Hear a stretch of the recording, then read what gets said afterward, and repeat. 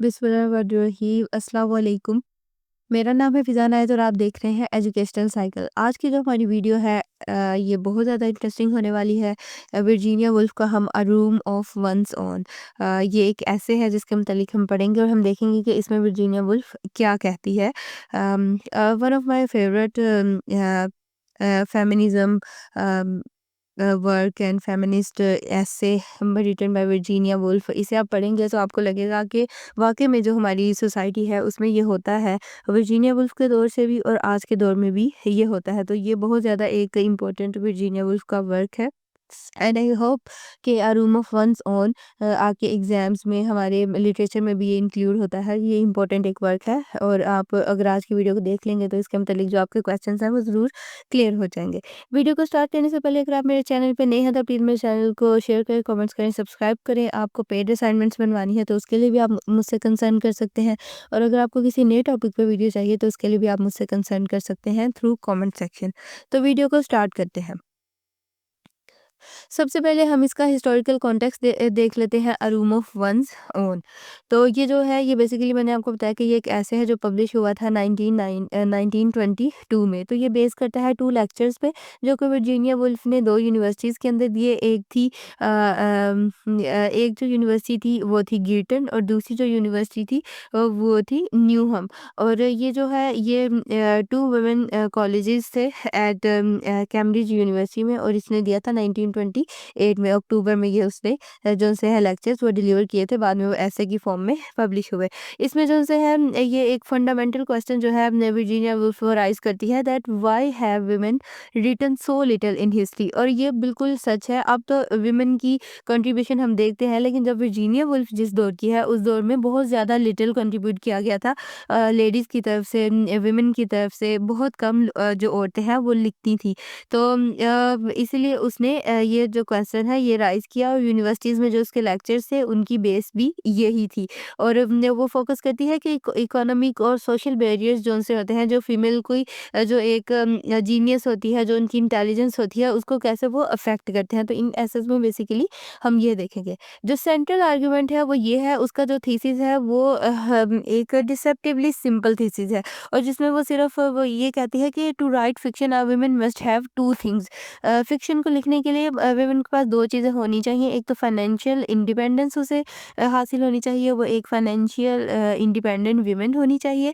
Like 500 pounds a year legacy या income उसकी इतनी होनी चाहिए। दूसरा फिजिकल स्पेस, उसका एक अपना रूम होना चाहिए with a lock on the door जिसमें वो बैठ के लिख सके और अपने जो उनसे आइडियाज़ हैं उनको पेपर पे पुट ऑन कर सके और अपने आइडियाज़ को लोगों तक पहुंचा सके। और वो कहती है without these the mind is distracted by domestic duties and the constant interruption of others. तो वो कहती है कि अगर ये 2 चीज़ें नहीं होंगी तो आपको डोमेस्टिक जो आपके घर के काम-काज हैं उनकी तरफ आपका ध्यान रहेगा या फिर दूसरों की इंटरप्शन आप में होगी।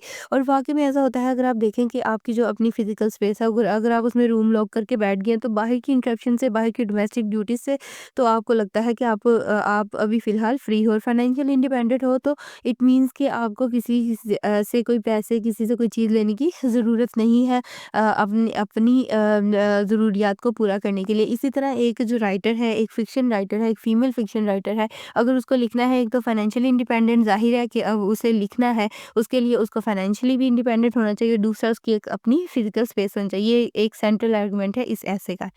दूसरी तरफ अगर हम बात करें तो इसमें वुल्फ यूज़ करती है फ्लॉयड नैरेटर को to represent the collective female experience, जिसमें वो कहती है कि call me Mary Beton, Mary Seton, Mary कैमरिचन और by any name you please, it is not a matter of any importance. इसका मतलब है कि जो आई है वो रिप्रेजेंट सिर्फ ऑथर को नहीं कर रहा, वो यूनिवर्सल पर्सोना जो सा है उस सब को, मतलब जो विमेन की हिस्ट्री है लिटरेचर में उन सब विमेन को वो जो है वो रिप्रेजेंट कर रहा है। वो जैसे कहती है call me Mary Beton, Mary Seton, Mary Carmichael और by any name you please. तो ये जो एक ये एक क्यों पर्सोना बना हुआ है, by distancing herself Woolf can explore broad societal truths without making the essay a purely personal or angry memoir। वो जो सी है वो एक पर्सनल बात नहीं कर रही ना, वो मतलब कि ऐसे अपना एंगर जो निकाल ली है या सिर्फ अपनी ज़ात के मुतालिक। वो जो यूनिवर्सली जो लेडीज़ हैं, जो यूनिवर्सली वुमेन हैं, जो सारी औरतें हैं, उनके बारे में बात कर रही है। उनके जो उनसे एक सोसाइटल इकोनॉमिक बैरियर्स उन पे लगे हुए हैं, उनके बारे में वो बात कर रही है।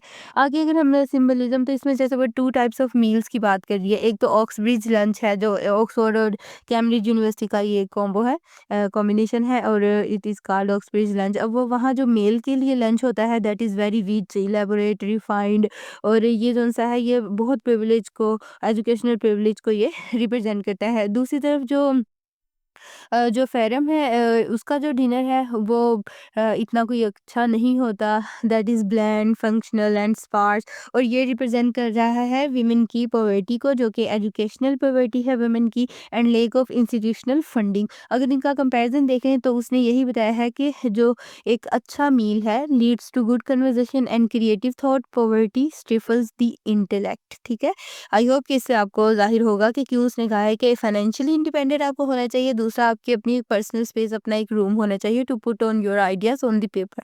ठीक है, आई होप कि आपको समझ आई होगी। इन दो डिनर का जो कंपैरिजन है, टू टाइप्स ऑफ मील्स का कंपैरिजन करने का ये मतलब है कि वो बता सके कि मेल को जो सोसाइटी है, जो यूनिवर्सिटीज़ हैं, जो हमारी एजुकेशन है, वो मेल को कितना सपोर्ट कर रही है, और दूसरी तरफ जो वुमेन है उसको वो इतना सपोर्ट नहीं कर रही, और उनका डिनर कैसा है, और दूसरी तरफ जो इनका लंच है वो कैसा है। आई होप कि आपको ये कंपैरिजन समझ में आया होगा। जो वर्जीनिया वुल्फ के दौर में जैसा होता था, उसने यहाँ ये पोर्ट्रे करने की कोशिश की है।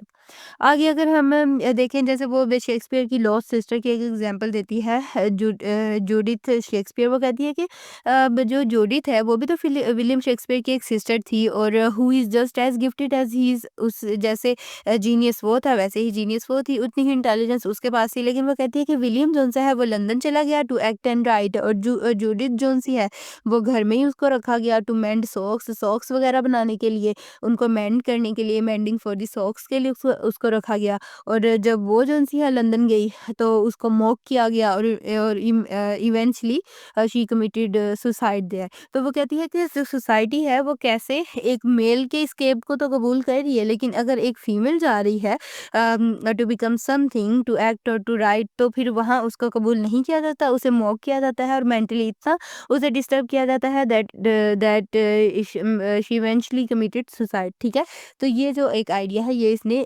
जूडिथ शेक्सपियर के थ्रू पोर्ट्रे करने की कोशिश की गई है। और फिर यहाँ जो पॉइंट है वो यही है, genius requires training and freedom to bloom. ठीक है, जैसे एक फ्लावर को ब्लूम करने के लिए एक फ्रीडम चाहिए होता है, वैसे ही एक जो इंसान है, जो लेडी है, उसको भी चाहिए होता है।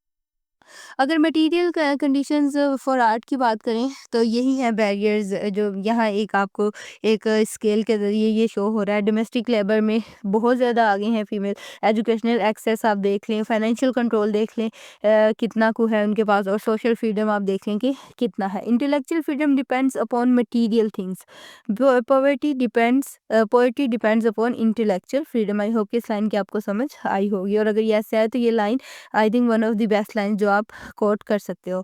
अब दी मैन मेड सेंटेंस का वो अपने ऐसे में क्या कहती है, वो कहती है कि Woolf argues that the traditional prose sentence was built by man for their own use. Women often felt they had to mimic the heavy male style which did not suit their own psychological rhythm. She praises Jane Austen for creating a specifically a female sentence that was natural to her experience। वो यहाँ कहते, वो कहती है कि जो man made style है ना वो उनके अपने यूज़ के लिए, वो जो सा जैसे जॉनसन क्या है, गिबन का स्टाइल है, वो कहती है ट्रेडिशनल प्रोज लिखने का स्टाइल उनका अपना है। कहती है वुमन की एक अपनी साइकी है, अपना एक रिदम है, और उसे उसके मुतालिक ही मतलब उसे रहना चाहिए। जब वो एक हैवी मेल स्टाइल को कॉपी करती है तो वो उसको सूट नहीं करता।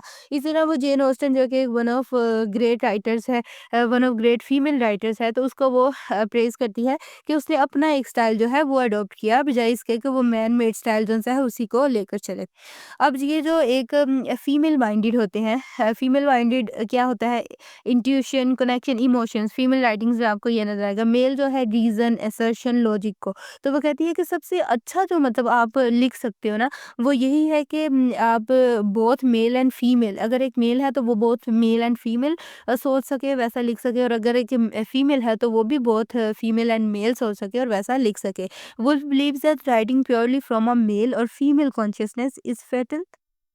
One must be woman manly और मैन वुमेनली। आई होप कि आपको इसकी समझ आई आ गई होगी।